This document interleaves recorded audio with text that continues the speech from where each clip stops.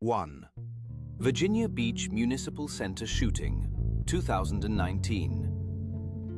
On the afternoon of May 31st, 2019, a quiet workday at the Virginia Beach Municipal Center dissolved into one of the deadliest mass shootings in the history of the city. By the time the gunfire stopped, 12 innocent people were dead, 4 more were wounded, and the shooter himself lay dead after a confrontation with police. The attacker was not a stranger, not an outsider, not a random criminal. He was a long-time city employee, a man who had walked those same hallways for years. His name was Dwayne Antonio Craddock. Craddock was 40 years old. For nearly 2 decades, he worked for the city of Virginia Beach in the Public Utilities Department, most recently as an engineer in the building that would become the site of the massacre. He was known as a quiet, reserved man, socially withdrawn, often described as polite but distant. Few co-workers truly knew him well. What they did know was that he had a history of grievances with management. He frequently complained about workplace treatment, felt overlooked, disrespected, and wronged. Over the years, he filed multiple internal complaints, most of which were dismissed or resolved without major consequences. On the morning of the shooting, Craddock submitted his resignation. It was abrupt, final, and, in hindsight, chilling. At approximately 4:06 p.m., just minutes after the end of the workday for many employees, he pulled a .45 caliber handgun from his backpack and opened fire inside Building 2 of the municipal center. The first shots rang out in an office setting filled with unsuspecting employees wrapping up their Friday. Witnesses later described confusion that turned into terror almost instantly. Craddock moved deliberately through the building's hallways and stairwells, targeting co-workers, some of whom he knew personally. He reloaded multiple times. In one office, he shot through the door before entering. In another, he executed victims at close range. Some were killed instantly. Others tried to hide under desks, in closets, or behind doors that offered no real protection. By the time police entered the building, 12 people were already dead. The victims ranged in age from their early 30s to their 70s.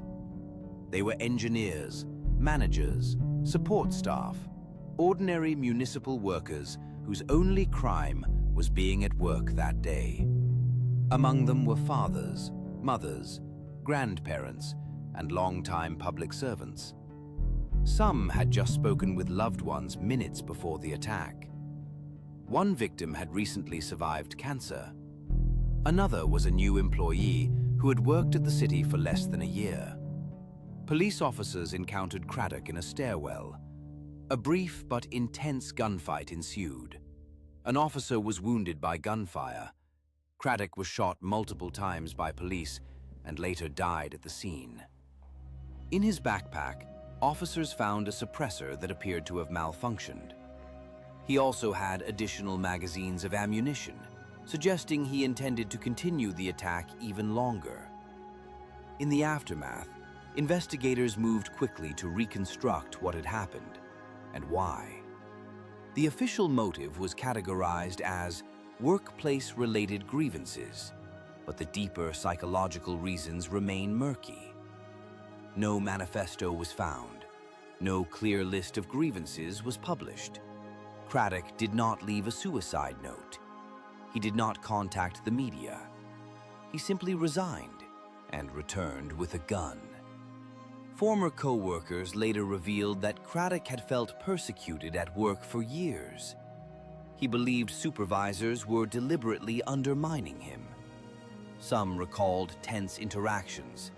Others said he had shown signs of paranoia. Yet no one, not his managers, not his peers, not law enforcement, identified him as a credible threat before the shooting.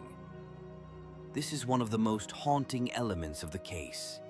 He displayed warning signs, but none that crossed the threshold into intervention. From a sentencing perspective, there was none to give. Craddock was killed during the attack. There would be no trial, no public testimony, no cross-examination of motive, no formal judgment pronounced by a court. The legal process ended in the stairwell where he fell. The closest thing to a legal verdict came through investigative reports that formally concluded the killings were an act of workplace retaliation fueled by long-standing grievances. For the victims' families, that conclusion brought little comfort. The city held multiple memorial services, and flags across Virginia were lowered in honor of the dead. The Virginia Beach Convention Center was transformed into a sea of candles, photos, uniforms, and handwritten notes. Co-workers who survived spoke of unbearable guilt.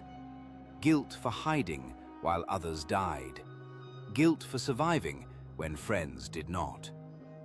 Many required long-term counseling. Some never returned to municipal work. The 4 wounded survivors carried not only physical scars, but psychological ones as well. One was shot multiple times and survived only because of rapid medical intervention. Another pretended to be dead beneath a co-worker's body. The sound of gunshots, slamming doors, and echoing screams still haunted their sleep long after their wounds healed. From a policy standpoint, the shooting forced Virginia Beach, and many other American cities, to confront uncomfortable questions. Could this have been prevented? Should Craddock's grievances have triggered deeper mental health evaluations? Should former or resigning employees be subject to heightened security screening?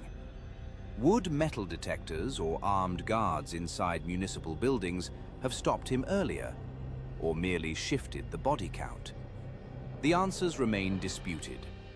What is certain is that this shooting became another statistic in America's grim history of workplace violence, yet also a deeply personal tragedy for one specific community. 12 city employees who set out that morning expecting routine governmental work never made it home. Their deaths were not the result of organized crime, ideological extremism, or terrorism. They were the result of a single disgruntled employee who decided that his anger justified mass murder. There is a cruel irony in the location itself. The municipal center is a symbol of civic order, permits, clean water, infrastructure, public service. It is designed to serve the community, not endanger it. That day, it became a crime scene instead of a workplace. Some former co-workers later expressed shock not only at Craddock's violence, but at how little they truly knew him after working alongside him for years. That raises one of the darkest lessons of this tragedy. Proximity does not equal understanding. A person can share your lunchroom, your meetings, your deadlines, and still be living in a private universe of resentment and rage. From a criminological perspective, the Virginia Beach shooting fits a well-established but terrifying pattern. Male perpetrator, long-term employment, documented grievances, sudden termination or resignation, followed by rapid escalation to lethal violence. It is a pattern seen again and again in American workplaces, from post offices to factories to offices to retail stores. And it remains one of the hardest forms of mass violence to predict or stop. Today, a permanent memorial stands in Virginia Beach, engraved with the names of the 12 who were killed. Each name represents a family permanently altered, a household missing a chair at the table, a story cut short not by fate, but by human decision. And the hardest truth of all may be this: Duane Craddock did not emerge suddenly as a monster on that day. He was shaped slowly by years of unresolved conflict, isolation, and perceived injustice. until resentment turned into intent, and intent into irreversible destruction. This was not only a mass shooting, it was the catastrophic collapse of a human life into violence, and the violent erasure of 12 others. 2. San Jose VTA rail yard shooting, 2021. On the morning of May 26, 2021, in the heart of Silicon Valley, a place better known for technology than tragedy, one of the deadliest workplace shootings in California history unfolded inside a rail maintenance yard. By the time the smoke cleared at the Valley Transportation Authority light rail facility in San Jose, 9 transit employees were dead. The shooter, one of their own co-workers, ended his life during the attack.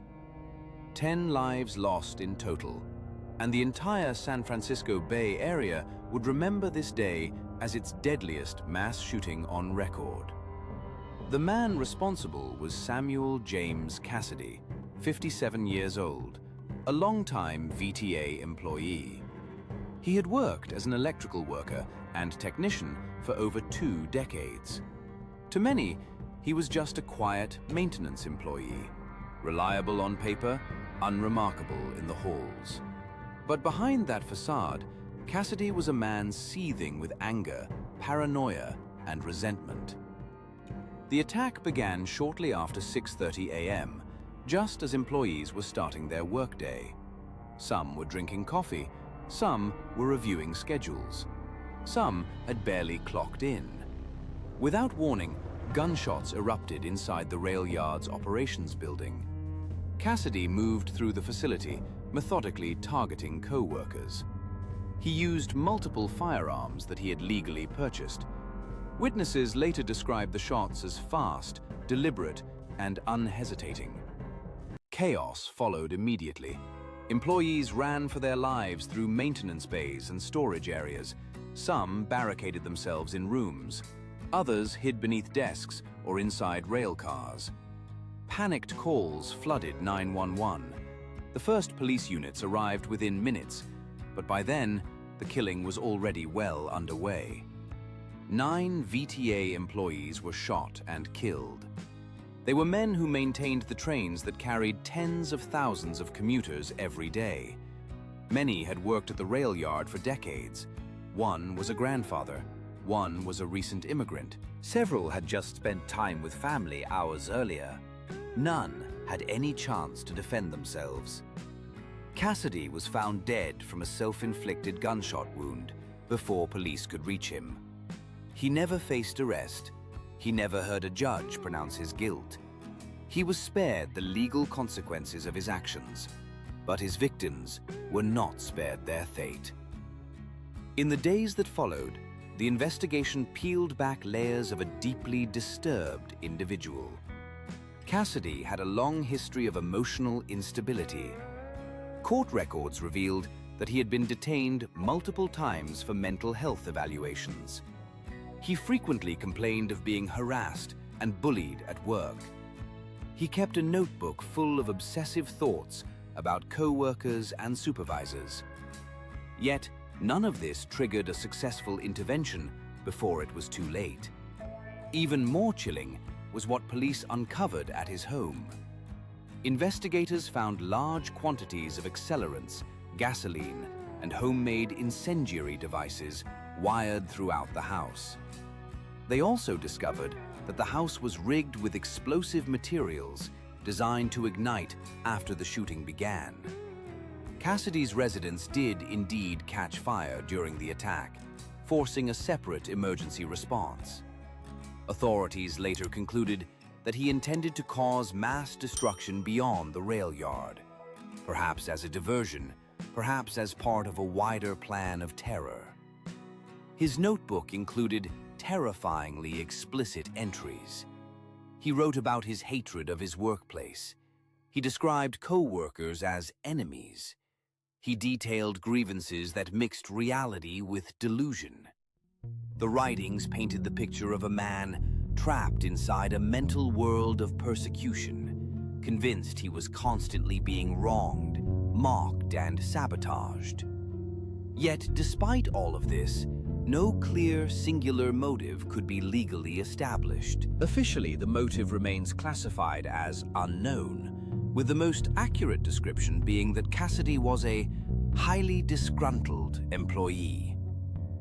Disgruntled, a word that sounds small compared to the scale of what he did.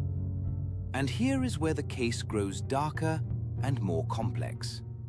Several co-workers later told investigators that Cassidy had openly talked about violence at work. He once told colleagues he hated his job so much that he would come to work just to kill people. He reportedly bragged about owning guns. Some employees said they felt uncomfortable around him years before the shooting. Yet no formal report ever escalated to the level that could have prompted decisive protective action. This creates one of the most painful questions in modern criminology. When warning signs exist, but are scattered across time, fragmented among witnesses, and diluted by normal workplace friction, at what point does responsibility shift from individual fear to institutional failure? From a legal standpoint, because Cassidy committed suicide, no criminal charges could be filed. There was no trial, no public testimony, no courtroom confrontation between victims' families and the man who shattered their lives. Instead, the justice system delivered its verdict in silence, in the form of death certificates and investigative files. For the families, that silence was unbearable. Multiple wrongful death lawsuits were filed against the Valley Transportation Authority. Families alleged that management ignored repeated warnings about Cassidy's violent behavior. They argued that the agency failed to follow proper threat assessment protocols, failed to protect employees, and failed to act on documented red flags. The VTA denied negligence, but later reached settlements with several families, though financial compensation can never restore what was stolen. The psychological toll on the surviving employees was enormous. Many refused to return to work at the rail yard. Some developed post-traumatic stress disorder. Others quit public transportation entirely. San Jose's transit system was paralyzed for weeks as services were slowly restored under strict security. From a national perspective, this shooting exposed another harsh reality. Even in a state with some of the strongest gun laws in America, mass workplace violence remains possible when mental health systems fail to intercept a collapsing individual. Cassidy legally purchased his firearms. He passed background checks. His firearms possession was technically lawful at the time he acquired them. None of his prior mental health detentions had resulted in permanent firearm prohibitions. The law worked exactly as written, and still 9 people died. One particularly haunting detail emerged later. Several of the victims were actively involved in rail safety operations. Their daily work focused on preventing catastrophic accidents. They spent their careers keeping the public safe from harm. And yet, they were killed not by a derailment or mechanical failure, but by a colleague they saw every day.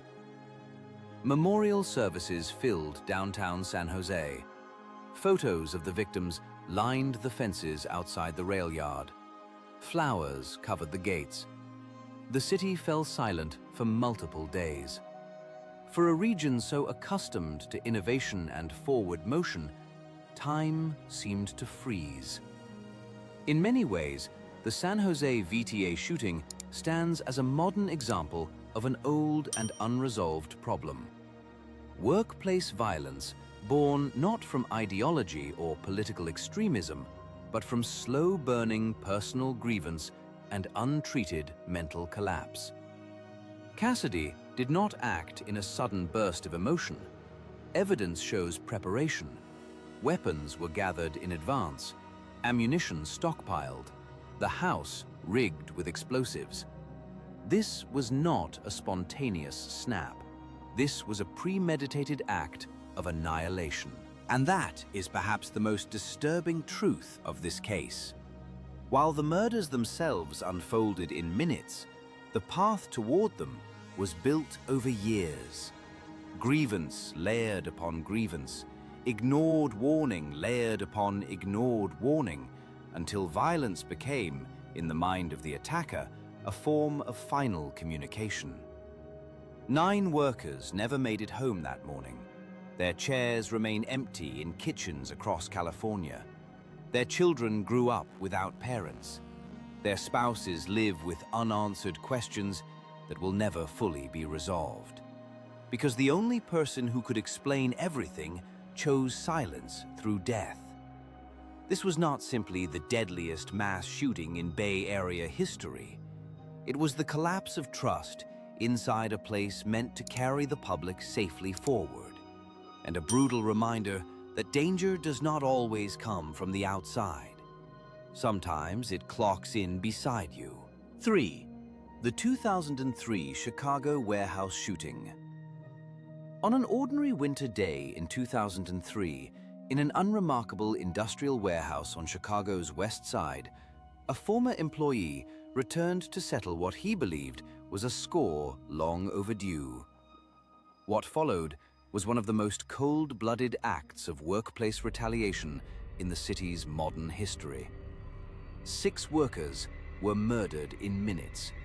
A 7th body, the killer's, would later be found in a car just miles away. The shooter's name was Salvador Tapia, and his crime shook Chicago's manufacturing sector with a level of terror few inside that community had ever imagined. Tapia was not a stranger to the building where the massacre unfolded. He had worked there, he had been fired, and he had never accepted that decision. Salvador Tapia was 36 years old at the time of the attack. He had a violent criminal history that stretched back years, including assaults, weapons offenses, and confrontations with police. Co-workers described him as volatile, socially aggressive, and prone to sudden anger. He had frequent conflicts with supervisors and peers. According to company records, he was ultimately terminated for repeated misconduct and threatening behavior. Legally, the termination was justified. Psychologically, for Tapia, it became a point of no return. On the day of the shooting, Tapia walked back into the freight warehouse armed and fully committed. He did not argue. He did not negotiate.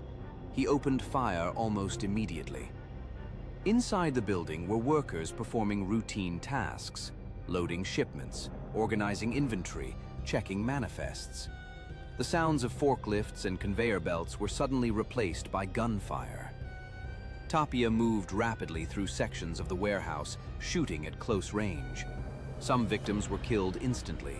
Others attempted to flee between storage racks, only to be gunned down in narrow aisles with nowhere to hide. 6 employees died at the scene. Their ages ranged from early adulthood to middle age. They were warehouse clerks, line workers, supervisors, the backbone of a facility that supplied goods across the region. Several were married. At least 2 had young children. None posed any threat to Tapia. None were carrying weapons. None had any time to react. After the shooting, Tapia fled the scene in a vehicle. Police launched an intensive manhunt across Chicago and surrounding areas. For hours, the city existed in a state of high alert. Officers searched industrial zones, parking lots, and highways.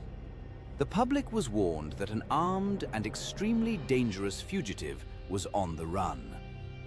The search ended later that day when police found Tapia dead inside a vehicle in a nearby suburb. He had committed suicide with the same firearm used in the warehouse killings. Once again, like so many workplace shooters, he escaped the courtroom through death. There would be no criminal trial, no jury, no cross-examination of his motives, only an investigation and a final report. The official motive was classified as workplace revenge. Tapia had been terminated, humiliated in his own mind, and consumed by resentment. Investigators concluded that the attack was premeditated and driven by a desire for retribution against both management and co-workers whom he blamed for his firing. But beneath that clinical explanation was a much darker profile.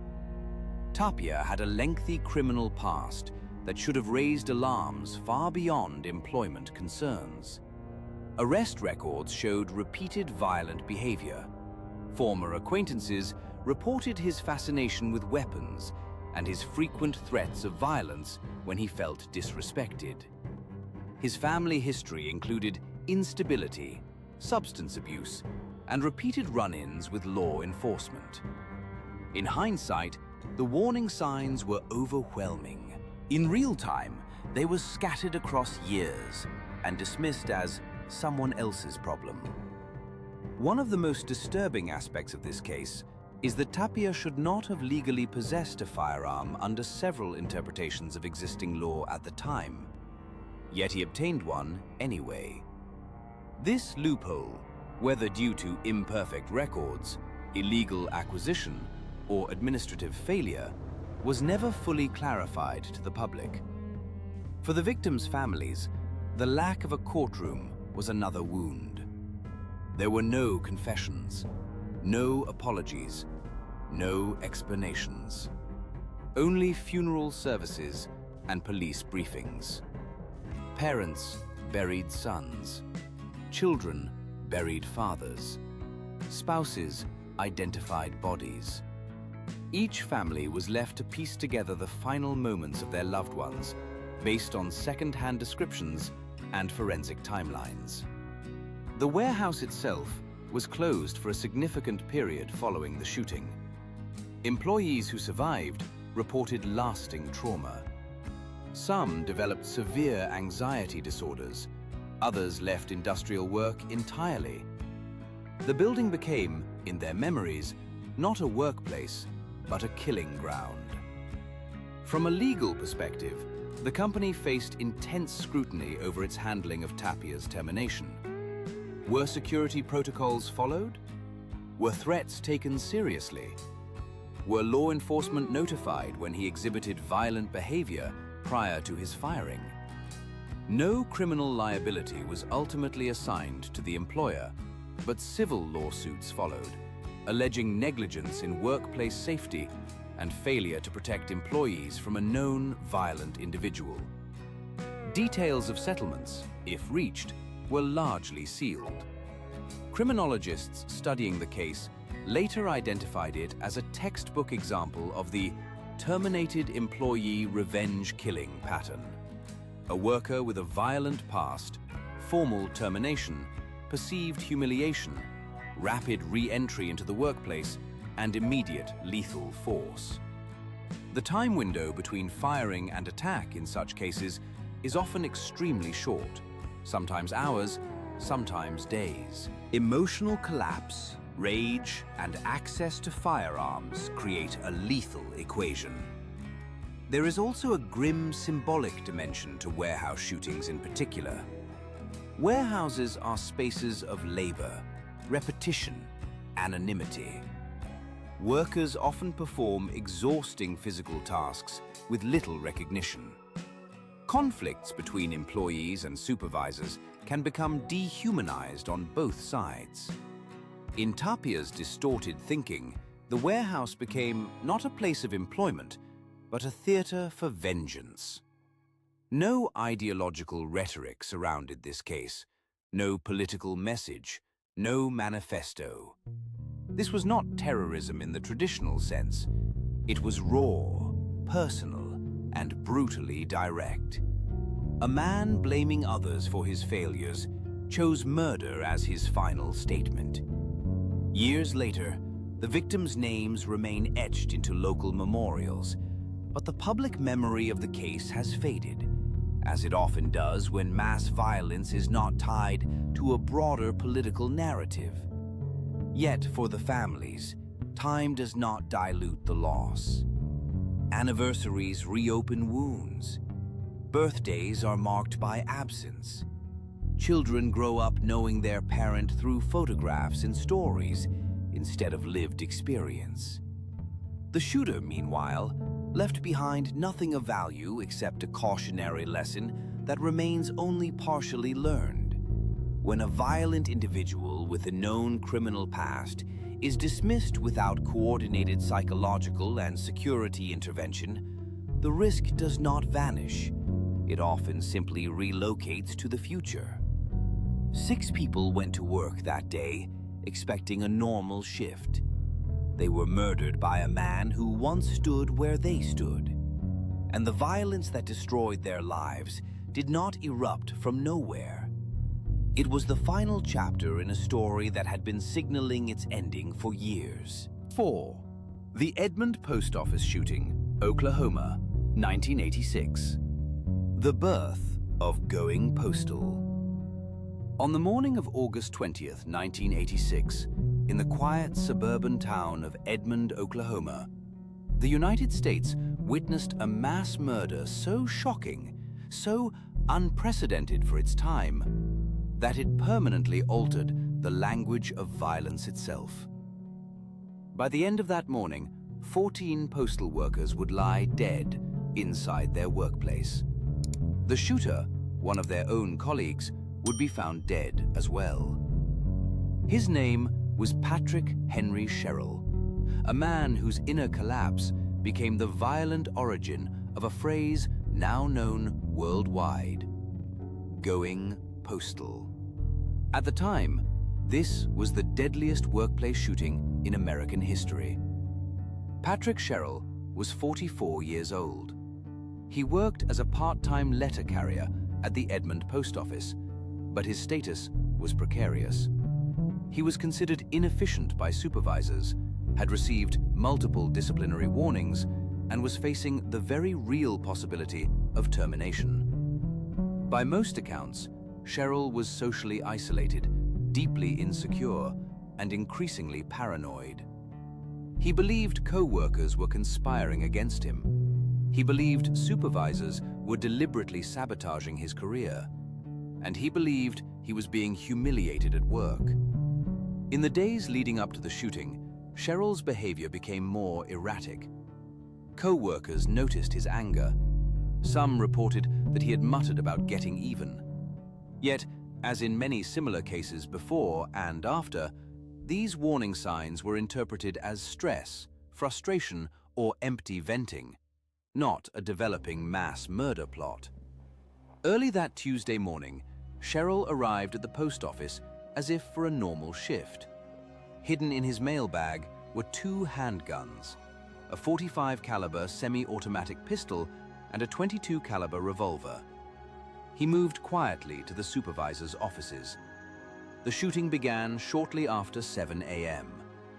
The first victims were managerial employees, the people Sherrill believed had ruined his life.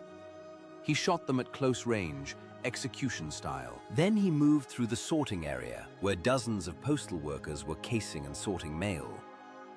Panic erupted instantly. People dove under tables, ran for exits, or froze in terror. Sherrill hunted unarmed co-workers through the building, calmly reloading, firing again and again. Witnesses later said he showed no visible hesitation, no visible emotion, only methodical violence. Within minutes, 14 employees were dead. Several more were wounded. One survivor later described lying on the floor beneath a dead co-worker, pretending to be lifeless while blood pooled around him. Another escaped through a loading dock door, with bullets striking the walls behind him. When police arrived, they found Sherrill in a back room. He had turned one of the guns on himself. The entire massacre lasted less than 15 minutes. The victims were men and women ranging in age from their early 20s to their 60s. Some had worked at the post office for decades. Some were relatively new. Several were parents. One was a Vietnam veteran. All were ordinary public servants whose only offense was coming to work. There would be no trial, no sentencing hearing, no public cross-examination of the killer. Cheryl's suicide ensured that justice, in the traditional legal sense, would never occur. But the investigation that followed exposed a deeply fractured man. Patrick Cheryl had been expelled from the US Marine Corps years earlier for behavioral issues. He had a history of unstable employment. Psychiatrists later reviewing his records suggested he likely suffered from severe personality disorder, possibly compounded by depression and paranoid delusions. He carried profound feelings of inadequacy. Being criticized at work struck him not as professional feedback, but as a public assault on his identity. Just days before the attack, supervisors had again reprimanded him for work performance. Some reports suggest that he had been told outright that his job was in jeopardy. This moment appears to have served as the emotional trigger that converted long-standing resentment into irreversible action. From a legal system perspective, one of the most haunting questions was whether the massacre was preventable. Cheryl had reportedly made disturbing comments before the attack. He had been observed behaving aggressively. Yet at the time, there was no standardized workplace threat assessment system. There were no mechanisms to remove him from duty for mental instability. There were no protocols for emergency mental health intervention tied to employment discipline. In the mid-1980s, the idea that a disgruntled worker might commit mass murder inside a government workplace was virtually unimaginable to most managers. Edmund proved that assumption fatally wrong. After the shooting, the town descended into collective grief. Funeral after funeral occupied local churches. Caskets lined sanctuaries. Entire families were erased from economic stability in a single morning. The US Postal Service, once seen as one of the most stable employers in America, was suddenly viewed as a symbol of hidden pressure and institutional neglect. It was from this case, and a wave of similar postal shootings that followed, that the phrase "going postal" entered the American lexicon. The term came to describe an ordinary person snapping into uncontrollable violence at work. Darkly comedic in sound, the phrase masks a history soaked in blood, trauma, and systemic failure. For postal workers nationwide, the psychological impact was immense. Armed security was introduced.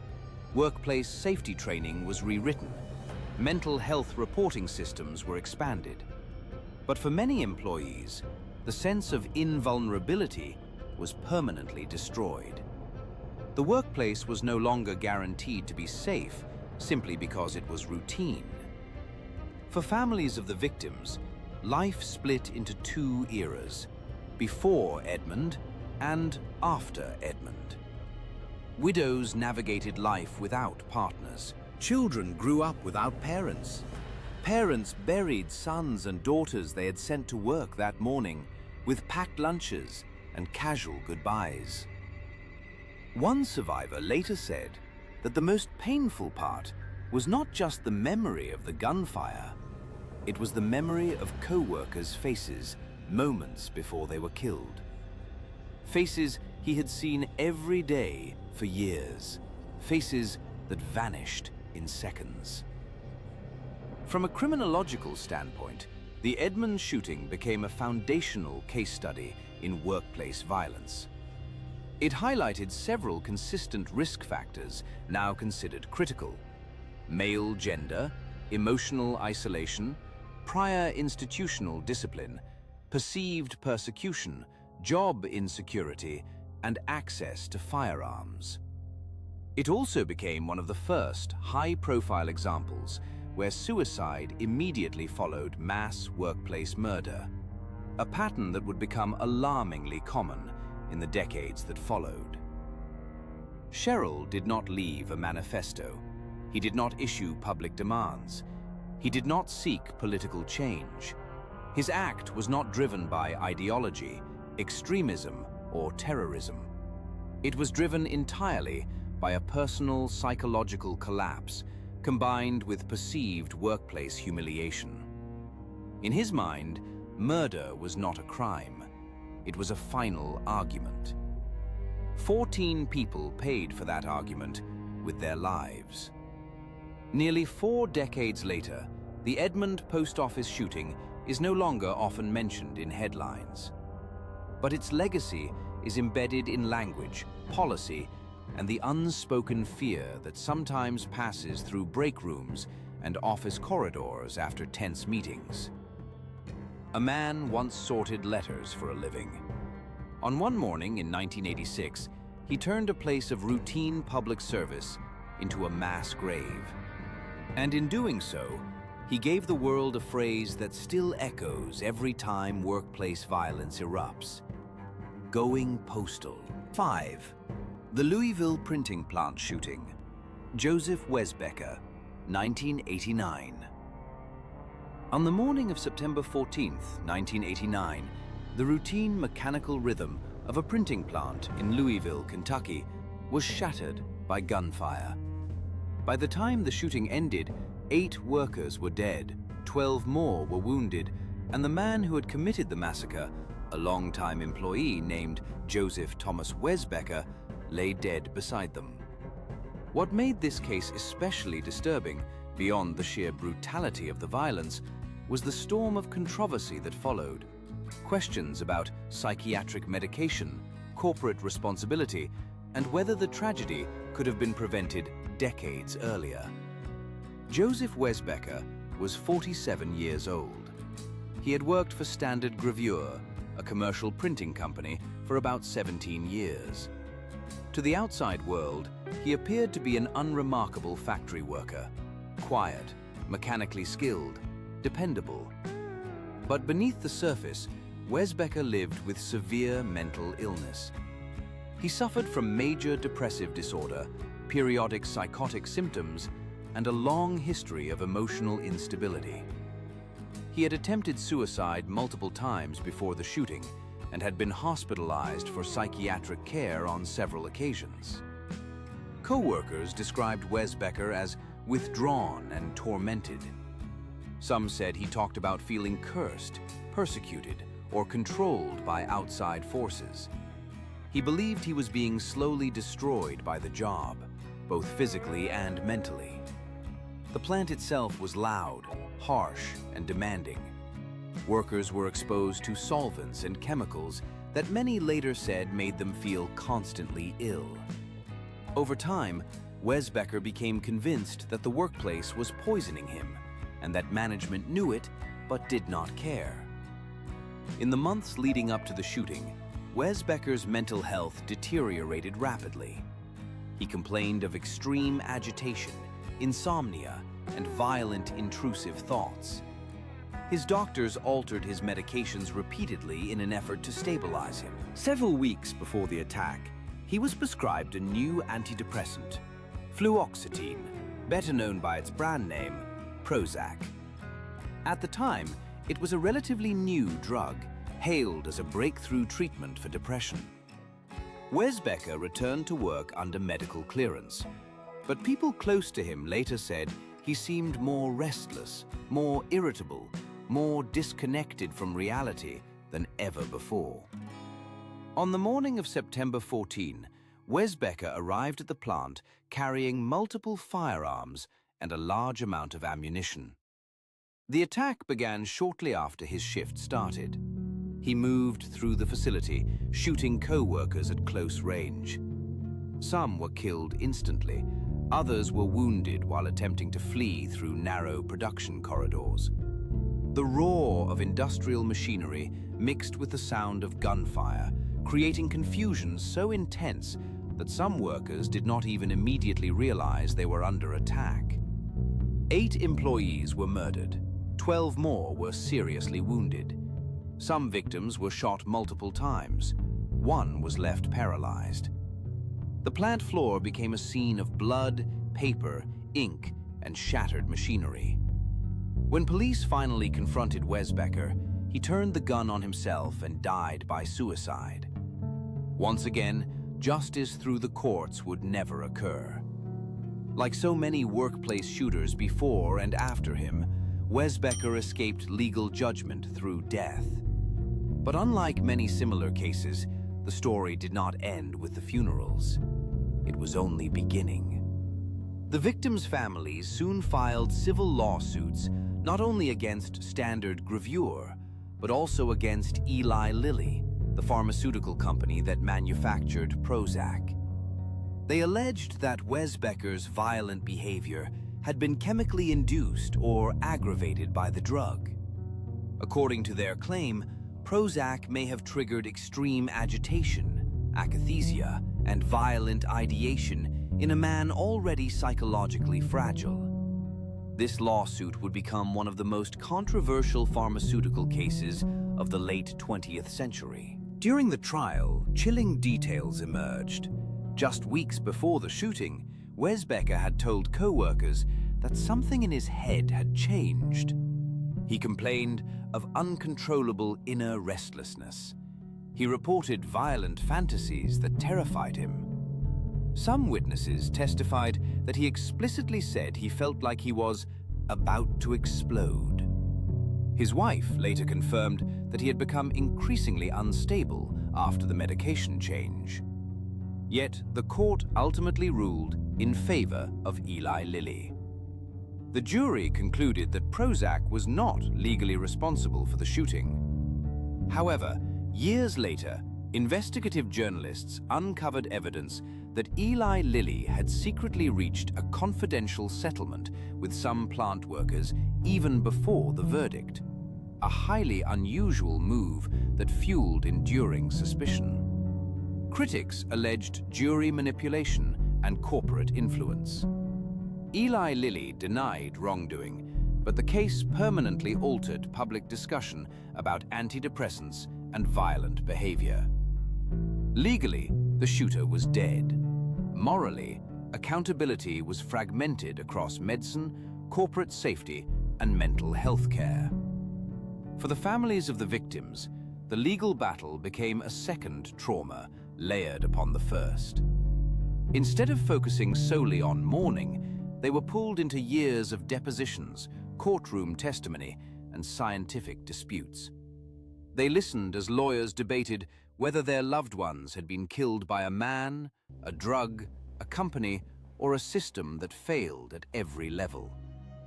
The victims were ordinary working people, press operators, machine technicians, supervisors. Many had spent their entire adult lives at that plant.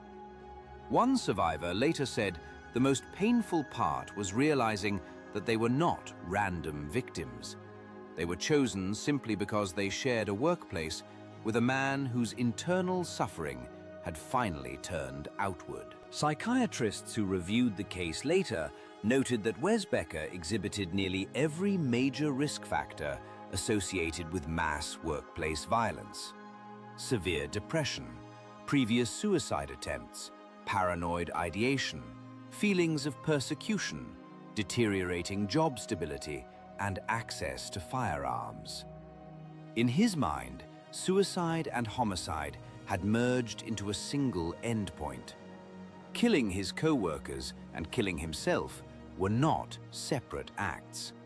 They were, in his broken logic, part of the same solution.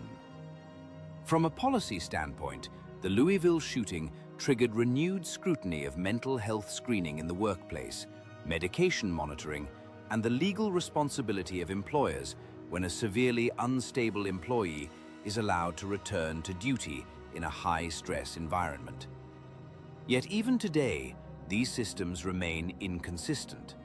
There is a particularly haunting contradiction at the heart of this case. Wesbecker sought treatment. He did not reject psychiatric care. He was hospitalized. He took prescribed medication. He followed doctors' instructions. And still, the system failed to stop the collapse. For the wounded survivors, the aftermath extended far beyond physical recovery. Several never returned to printing work. One lived with permanent spinal damage. Others suffered lifelong psychological trauma. Loud mechanical sounds triggered panic attacks. The smell of ink became unbearable. Ordinary factory environments became symbols of terror. Standard Gravure eventually closed the Louisville plant. Officially, it was for economic reasons. For many survivors, the closure felt like the physical erasure of the place where their lives had been violently split in two. Joseph Wesbecker left behind a wife, children, and a trail of unanswered questions. Was he fully responsible for his actions? Almost certainly, yes. Did untreated or poorly managed mental illness shape his final decision? Equally, yes. Did the system fail to protect both him and his co-workers? The evidence suggests it did. The Louisville printing plant shooting occupies a unique place in the history of workplace violence because it sits at the intersection of psychology, pharmacology, corporate policy, and criminal behavior. It is not only a story of murder, it is a story of how modern systems, medicine, labor, and law, can all function imperfectly at the same time, with catastrophic consequences. 8 workers went to work that morning, expecting nothing more than another noisy shift beside printing presses. None of them knew that their colleague had already crossed an internal boundary from despair into destruction. And when the gunfire stopped, America was left not only with another mass grave, but with a disturbing new question that still lingers today.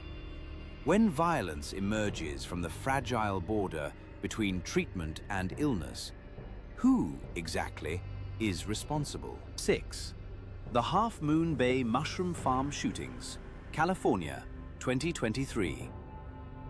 On January 23, 2023, in the quiet agricultural community of Half Moon Bay, California, a place known for fog, farmland, and coastal beauty, violence arrived with stunning brutality. 2 separate mushroom farm locations became crime scenes within hours.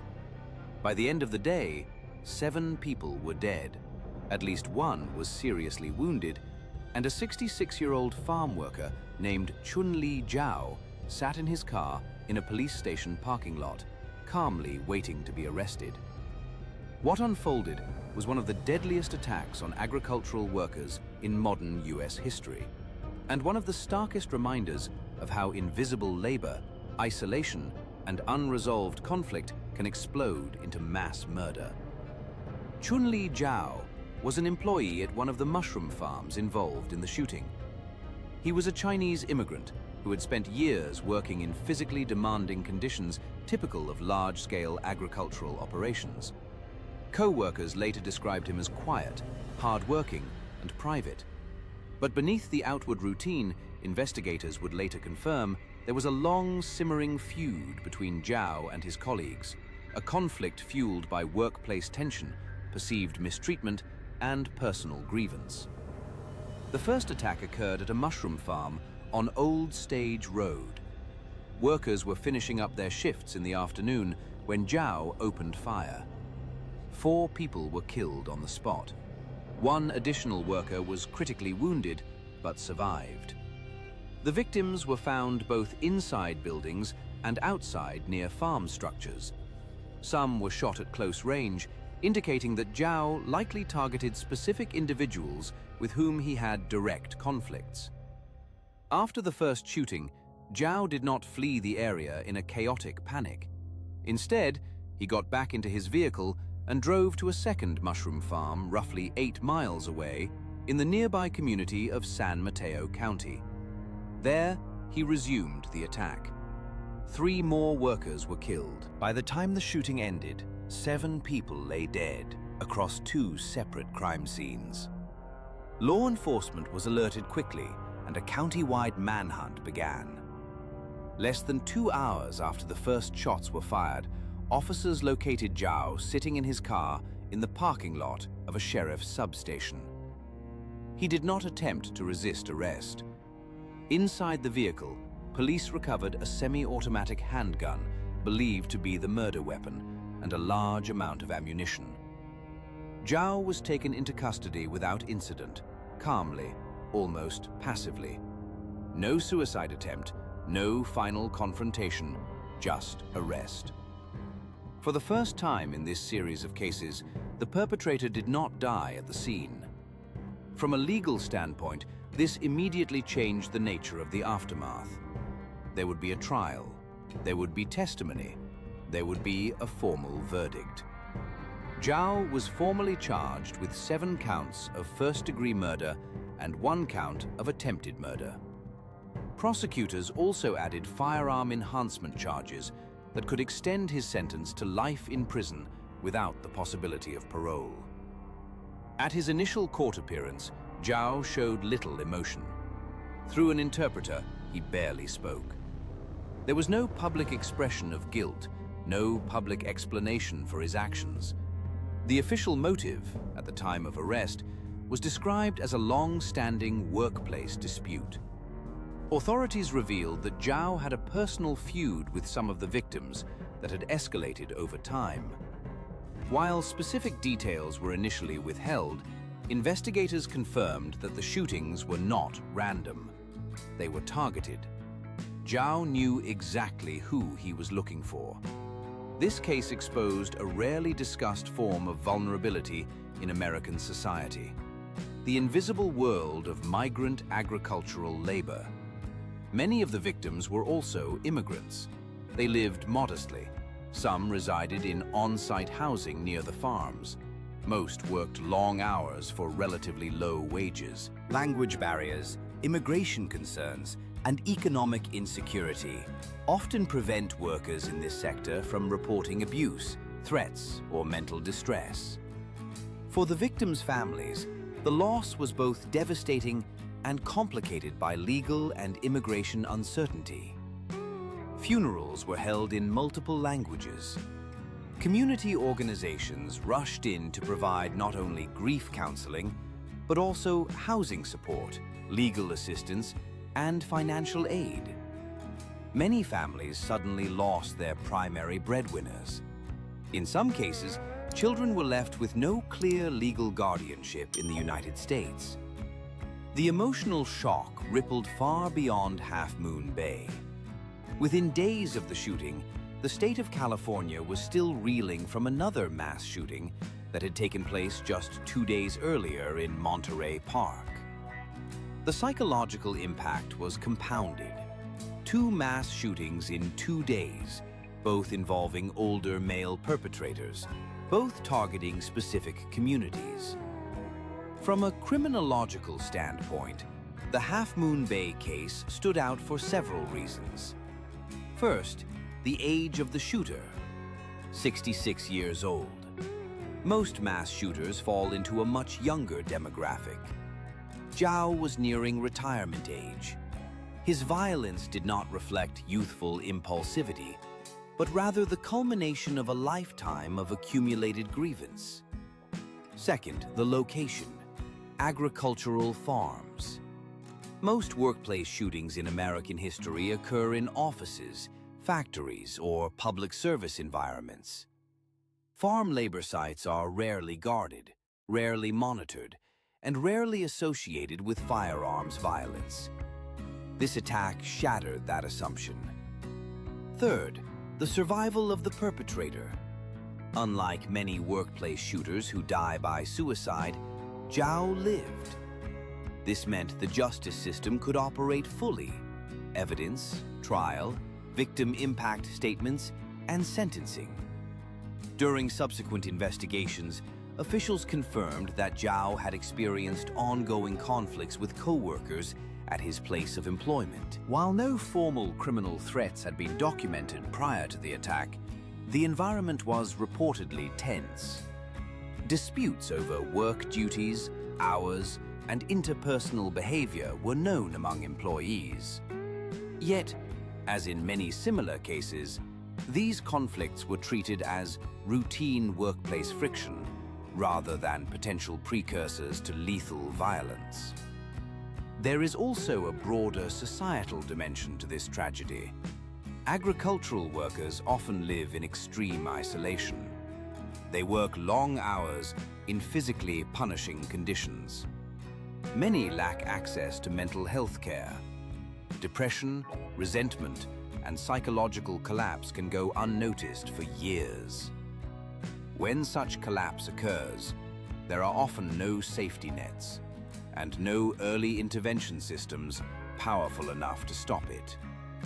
From a legal perspective, the consequences for Zhao are absolute. If convicted as charged, he faces life imprisonment without parole. Unlike shooters who die by suicide, he will spend the remainder of his life inside a correctional institution, confronting daily the reality of what he has done. For some victims' families, this offers a sense of formal justice. For others, it offers no comfort at all. The one surviving victim from the first shooting underwent emergency surgery and months of rehabilitation. Doctors reported that the bullet narrowly missed vital organs. Physically, recovery was long and painful. Psychologically, the survivor must now live with the knowledge that everyone around them that day did not make it out alive. One of the most haunting details that emerged in the days after the attack was the simplicity of the events leading up to it. There were no elaborate plans, no ideological manifestos, no public warnings.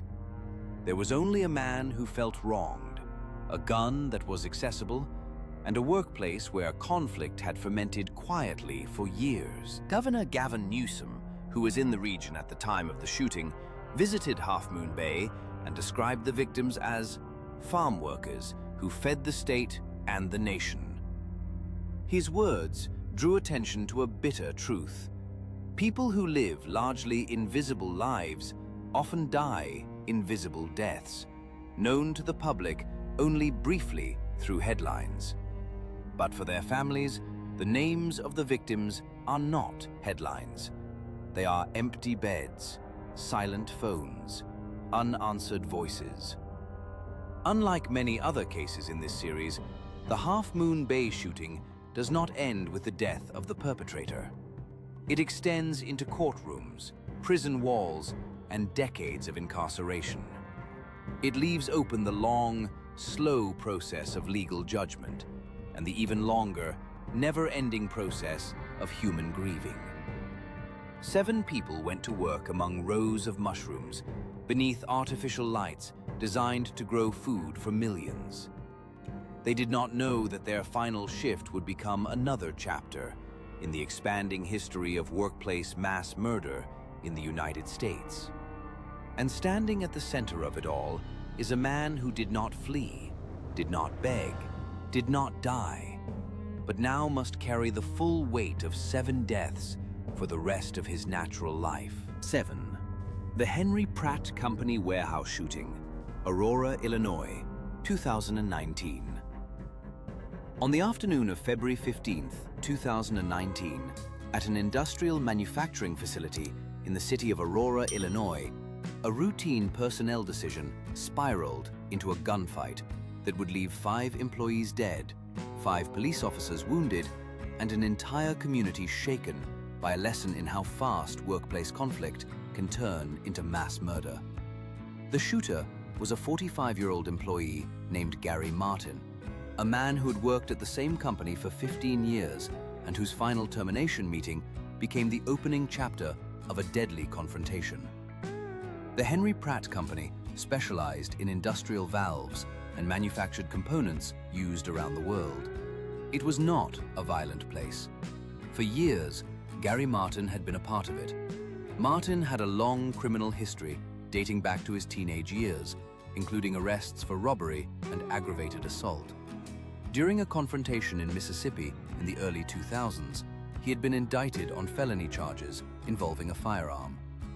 Under Illinois law, these prior convictions should have legally disqualified him from owning a gun. Yet, due to gaps between state enforcement systems and outdated records, Martin had been able to obtain a firearm and possess it unlawfully for years. By 2019, tensions at Henry Pratt had reached a breaking point. Martin had been cited repeatedly for insubordination and aggressive behavior toward co-workers.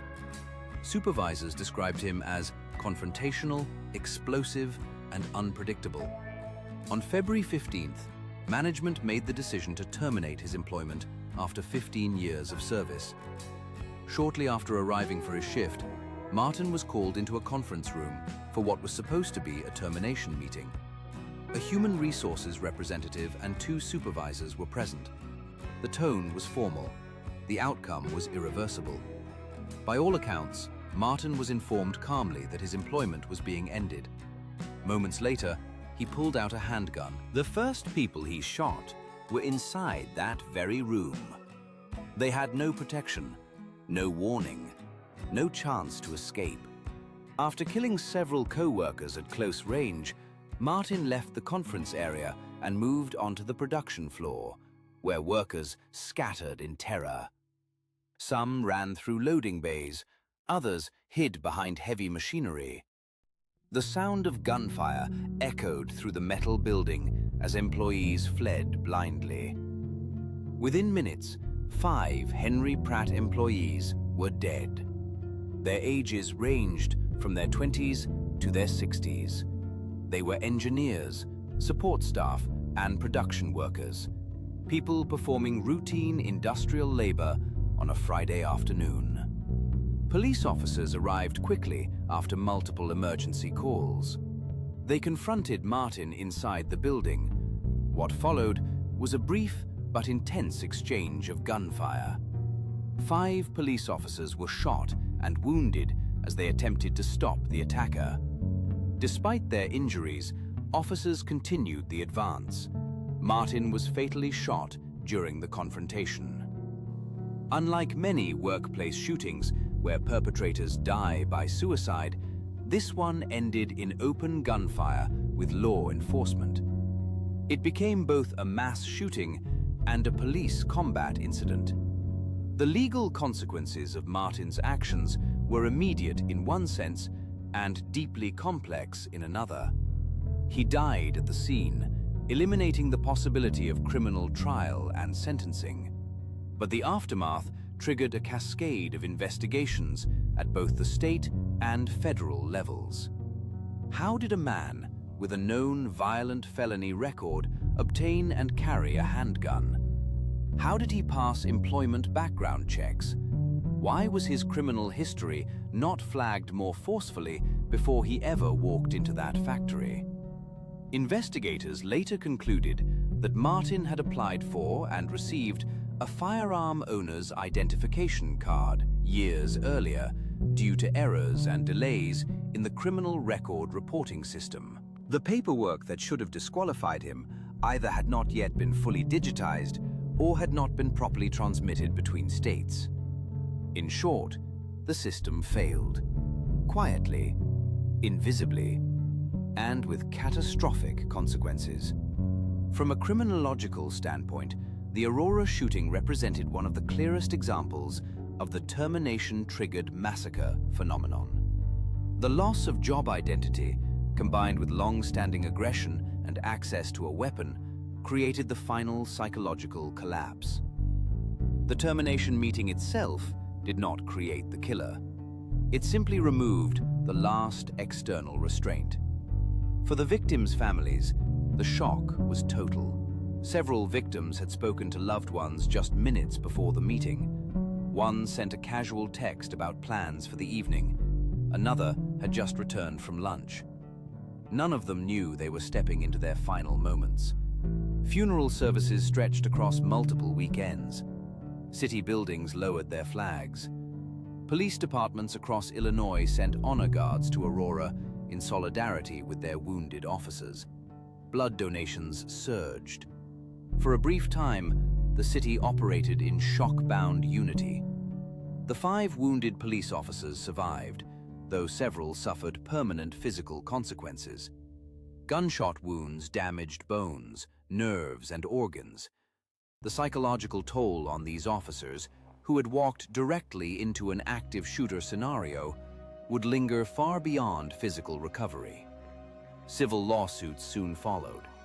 Families of the deceased sued the Henry Pratt Company, alleging negligent security and failure to conduct adequate threat assessments prior to the termination. Additional legal action targeted state agencies for failing to block Martin's access to firearms. These cases forced Illinois to re-examine its background check systems and improve the speed of data sharing between jurisdictions. One chilling detail that emerged later was that Martin had legally evaded firearm restrictions in Illinois, despite being legally prohibited from owning guns. He also used a handgun that had a high-capacity magazine.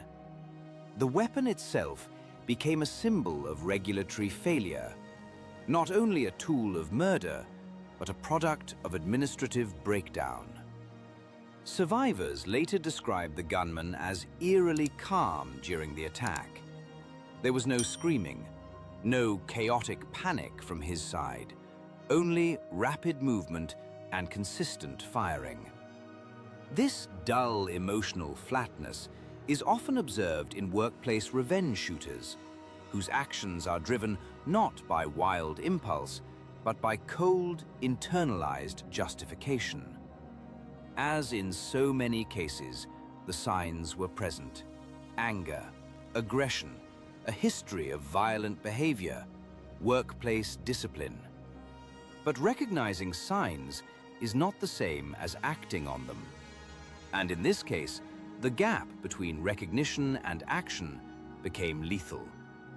5 people went to work that Friday and never came home. Their families did not lose them to illness, accident, or fate. They lost them to a man who walked into a meeting, heard that his job was over, and decided that everyone else's life would end with it. The Aurora shooting became not only a tragedy, but an indictment of how fragile safety can be when systems designed to prevent violence operate out of sync. Background checks in one state, criminal history in another, corporate security in a third. Each system worked in isolation. Together, they failed. And in the middle of those failures stood 5 unarmed employees who trusted their workplace to be safe. 8. The Chesapeake Walmart shooting, Virginia, 2022.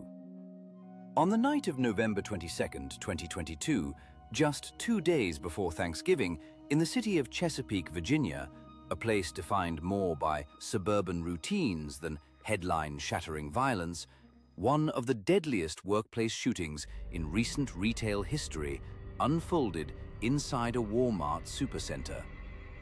In a matter of minutes, 6 employees were murdered, 4 more were wounded, and the man responsible, a night shift supervisor named Andre Marcus Bing, lay dead from a self-inflicted gunshot wound. 7 lives ended in total. A store built to symbolize everyday normalcy became a killing ground. Andre Bing was 31 years old. He had worked for Walmart for several years and held the position of overnight team lead. Not an executive role, but one that gave him a degree of authority over other workers. Co-workers later described him as difficult, erratic, and intimidating.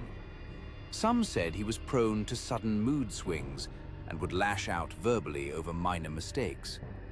Others recalled that he made disturbing comments about conspiracies and betrayal.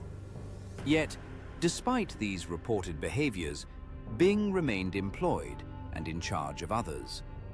On the night of the shooting, employees gathered in a break room for a routine pre-shift meeting. This was standard procedure for the overnight crew, a moment to review tasks, assignments, inventory priorities. Some workers were drinking coffee, some checked their phones, some were thinking about family dinners they planned to attend after their shift. At approximately 10:12 p.m., without warning, Bing pulled a 9mm semi-automatic pistol from his person and opened fire inside the break room. 6 co-workers were killed almost instantly. Some were seated. Others were standing near lockers. One victim tried to flee the room, but was shot in the hallway. 4 others were wounded, some critically. The gunfire echoed through the massive retail space as terrified customers and employees ran for exits, hiding behind shelves or barricading themselves in storage areas. Within minutes, police arrived at the scene. Inside the store, they found Bing dead from a self-inflicted gunshot wound.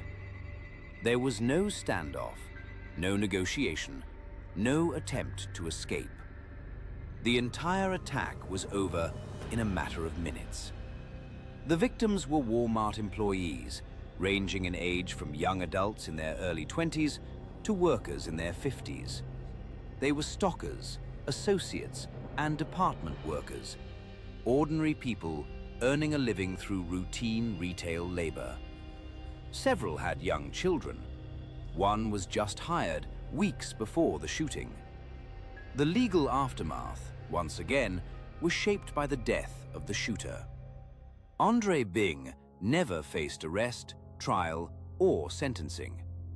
The criminal case closed immediately with his death. But what followed was an excavation of his inner world, and what authorities found only deepened the horror. Investigators discovered a handwritten manifesto left behind by Bing, along with digital notes on his phone. In these writings, he displayed clear signs of paranoia, entitlement, grievance, and persecutory delusions. He accused co-workers of mocking him, spying on him, and conspiring against him. He wrote that he believed he was being repeatedly harassed, humiliated, and betrayed. He spoke of vengeance. He wrote as if he were the victim of an unseen war inside the workplace. Police later stated that the shooting was driven by revenge related to perceived mistreatment at work. The wording is critical, perceived harassment, because many co-workers said they had little understanding of where Bing's rage truly came from. To them, he was hostile, but not someone they believed capable of mass murder. In his mind, however, the resentment had fermented into a justification for killing. Even more disturbing was where the gun came from. After Bing's death, authorities confirmed that he had purchased the handgun just hours before the shooting. It was legally bought on the same day. This detail struck the public with particular force. The weapon that took 7 lives had entered his hands only hours before midnight. There was no cooling off period, no waiting, no intervention. From a psychological standpoint, Bing's writings suggested severe emotional instability compounded by paranoia and a rigid sense of grievance. He cast himself as both executioner and victim. He believed he was correcting injustice. To him, the massacre was not madness, it was judgment. From a workplace safety perspective, the warning signs were devastating in retrospect. Multiple employees later came forward, saying they had feared Bing long before the shooting. Some reported that he had threatened them. Others said he created a hostile work environment and openly targeted certain co-workers for ridicule or discipline. One employee stated that Bing had once asked if they thought he was capable of killing someone. Another said he routinely spoke about violent scenarios in an unsettling way. Internal complaints reportedly existed, yet he remained in his supervisory role.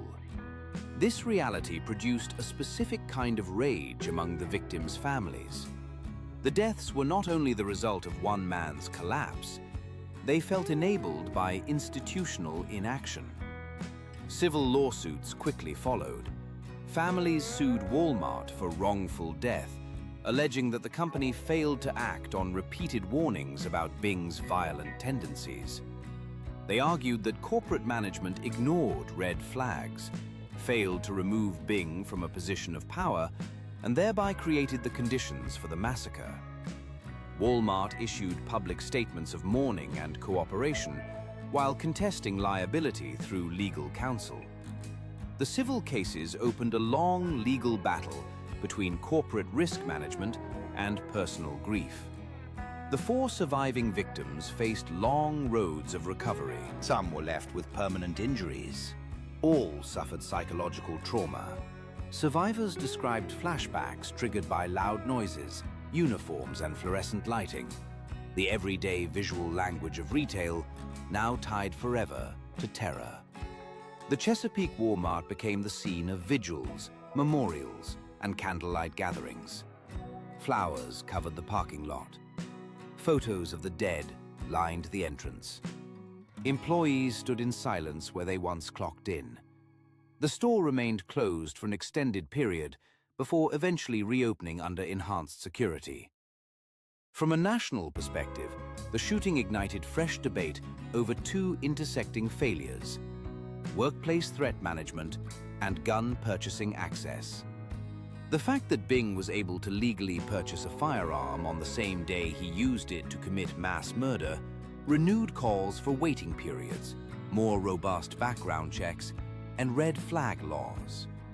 Virginia already had some protections in place, but they had not been activated in Bing's case, because on paper, he had no criminal disqualifications. Yet the moral question remained heavier than the legal one. How many people sensed danger and did nothing because they believed institutions would protect them? The term revenge-driven barely captures the complexity of what occurred in Chesapeake. This was not a simple act of anger after a single argument. It was the final explosion of a damaged worldview that had been developing in silence for years. Bing's notes show that he believed he had been wronged not just by individuals, but by the world itself. The Walmart break room became the stage on which he chose to make that grievance fatal. Thanksgiving arrived 2 days later. Across Virginia, families gathered at tables with chairs suddenly empty. Parents waited for children who never came home from work. Children waited for parents who never walked through the door again.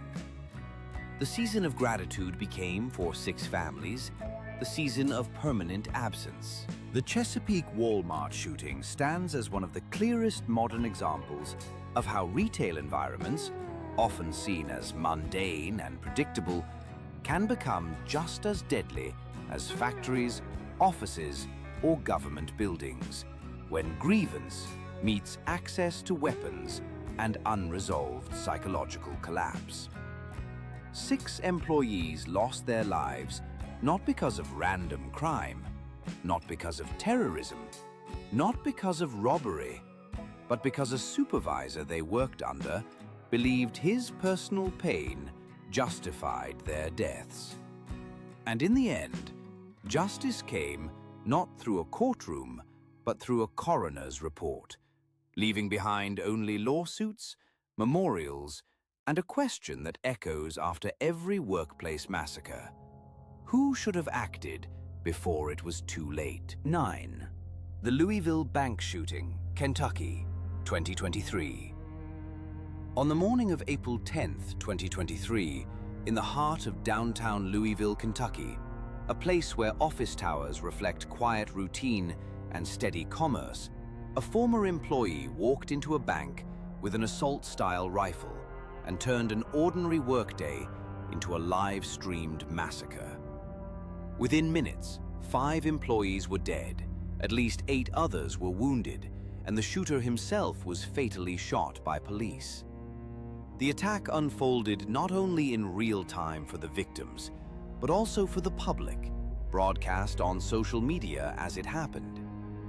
The gunman was 25-year-old Connor James Sturgeon, a former employee of Old National Bank. Sturgeon had once worked at this very branch. He knew the layout, he knew the staff, he knew the rhythms of the morning. He had shared break rooms and meetings with some of the very people he would later kill.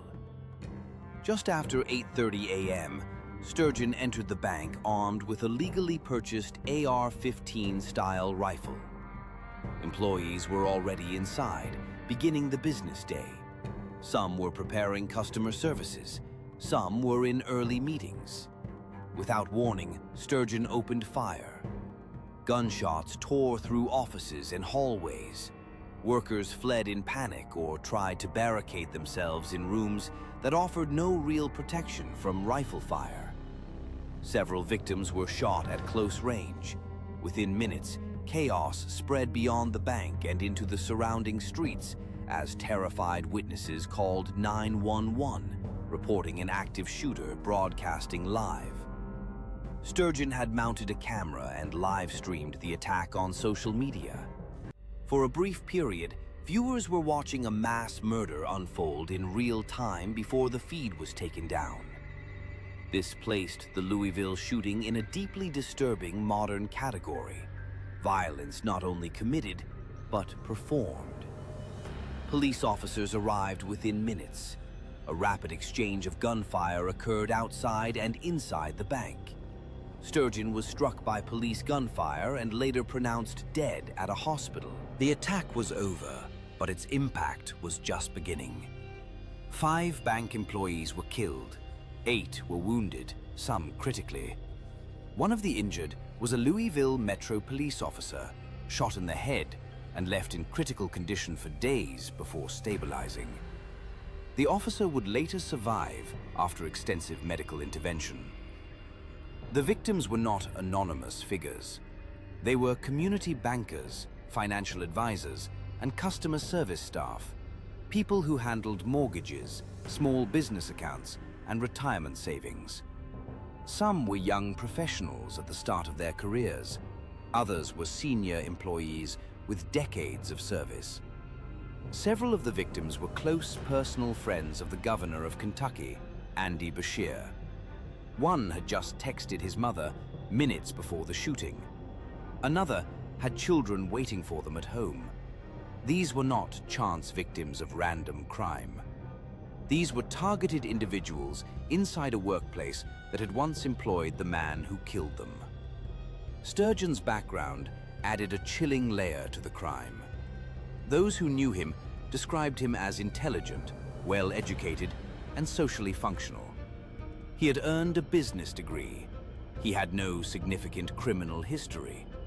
On paper, he did not fit the traditional profile of a mass shooter shaped by lifelong marginalization. Yet behind that surface, he was unraveling. In the months leading up to the shooting, Sturgeon reportedly experienced severe mental health struggles. Friends said he had expressed suicidal thoughts. Family members later confirmed that he had been under psychiatric care. He had been prescribed medication. He had reached out for help. And yet somehow, the system failed to intervene before his collapse transformed into violence. One of the most disturbing dimensions of this case lies in its declared motive. Investigators revealed that Sturgeon had framed his attack as a political protest, specifically a protest against what he believed were lax gun laws. In a note left behind, he suggested that he was attempting to draw attention to firearm policy through mass murder. This created a moral paradox of the darkest kind. A man using a gun massacre as an argument against guns, while still choosing innocent co-workers as the instrument of his statement. From a legal perspective, the consequences were immediate and final. Sturgeon was killed by police during the attack. There would be no trial, no plea, no cross-examination of motive, no sentencing hearing. Justice, such as it could exist, was delivered through lethal force in the line of duty. But for many families, that form of justice felt hollow. There would be no opportunity to confront him, no explanation delivered under oath, no opportunity to ask why their loved ones were chosen to die for someone else's message. The 8 wounded survivors faced long physical and psychological recoveries. Several were shot multiple times. One was left with permanent damage. All would carry trauma long after visible wounds faded. The wounded police officer became a symbol of both vulnerability and resilience. Shot in the head during the initial confrontation, the young officer survived against medical odds, later appearing in public months afterward as a living reminder of the narrow boundary between life and death in such encounters. From a public policy standpoint, the Louisville shooting reignited national debates on multiple fronts at once: workplace security, mental health intervention, gun access, and the phenomenon of performative violence in the age of live streaming. Sturgeon legally purchased one of the firearms used in the attack just days before the shooting. He passed background checks. There were no legal barriers that would have prevented the sale under existing law.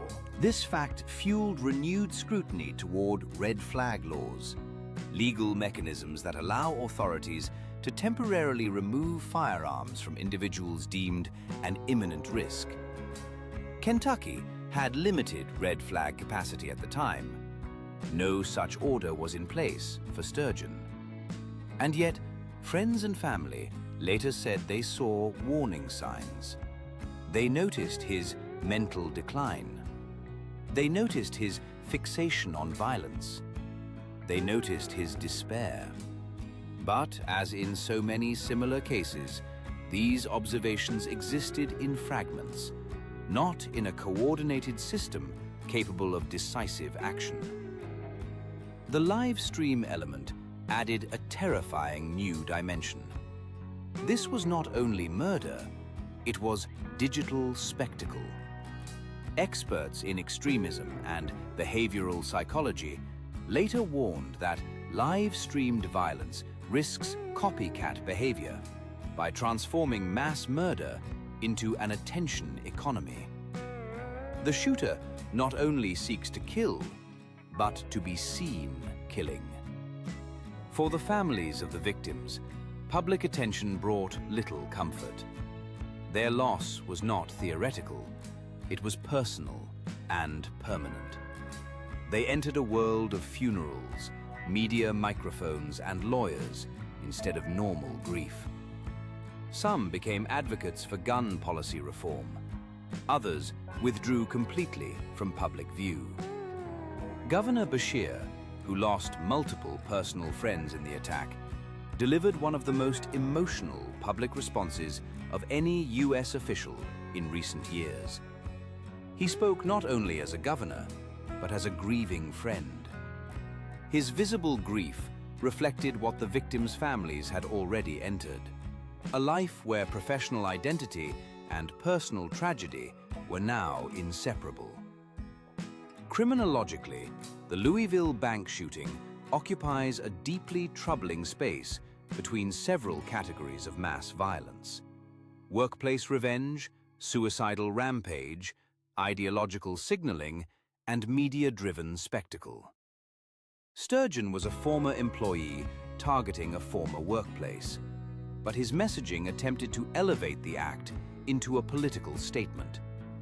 In reality, the victims were never participants in his beliefs. They were caught inside his collapse.